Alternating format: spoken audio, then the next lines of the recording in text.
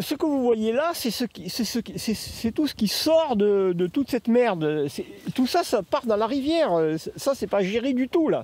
C'est pas de l'autre côté du grillage, c'est à gauche du grillage, c'est à l'extérieur. Voilà. Là, on est dans la nature, là. Voilà, là, ça, c'est ce qu'on va boire dans quelques années. Voilà. Parce qu'on est à peine à 5 km là d'ici. Voilà, c'est tout.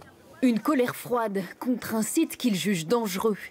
Ici, 7500 tonnes de boue de stations d'épuration sont traitées chaque année. Elles sont mélangées à des déchets verts et compostées. Mais l'entreprise l'admet, il y a bien eu des fuites. Tout ce qui a été fait jusqu'à présent, c'est pas géré. Donc, du moment que déjà ce qu'on fait, on le fait mal, voilà. Eh bien, on arrête de le faire, c'est tout. Voilà. L'entreprise qui gère ce site est payée pour s'occuper de ces boues. Elle voudrait en traiter 3 fois plus, soit 21 000 tonnes. Les communes alentours ont voté contre. Ce qui est absolument impossible à concevoir, c'est qu'on fasse faire des kilomètres à des saloperies qu'il faut traiter de toute façon quand même, qui viennent de la Côte d'Azur. En plus, bon, c'est au sein du parc régional des Baronnies. Pour moi, c'est inconcevable.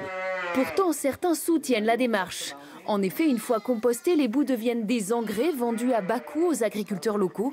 Ce n'est pas du bio, mais sur ces terres peu fertiles, Patrick le voit comme une opportunité. Les engrais chimiques sont mal vus, les produits phyto sont mal vus. Et si le système de compostage et de matière organique, après, j'ai plus de solution si ce n'est arrêter. Parce qu'il faudra quand même toujours manger, nourrir la planète, nourrir les gens et traiter nos déchets. Alors le fait de dire que les déchets c'est bien, mais on veut toujours qu'ils soient traités chez les autres, je pense que c'est une forme d'égoïsme importante. Mais en plus des odeurs et de l'éventuelle pollution, les habitants dénoncent le trafic routier engendré par la plateforme. C'est la préfecture des Hautes-Alpes qui devra trancher.